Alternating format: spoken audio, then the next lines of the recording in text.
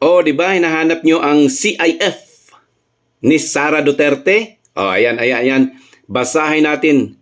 Kaya yung impeachment ninyo, kasi ito lang talaga ang ground na hinahanap nyo, CIF, ito, may batas. Ayan o, basahin natin ha. Laws that prohibit BP Sara to talk about CIF operation. Classified confidential.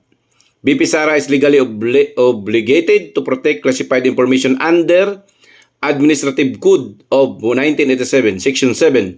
Permit withholding information if disclosure would harm public interest or national security.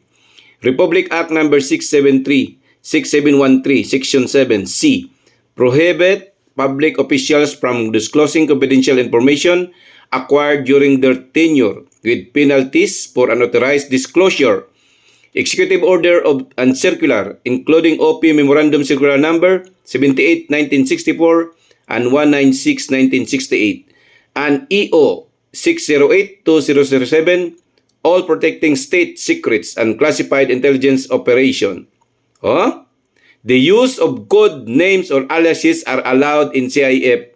Kaya pala may piatos. Ngayon, impeachment nyo, walang ground. Hanay. Anyway, good luck. Hintayin natin. Good luck. Tingnan nyo yan,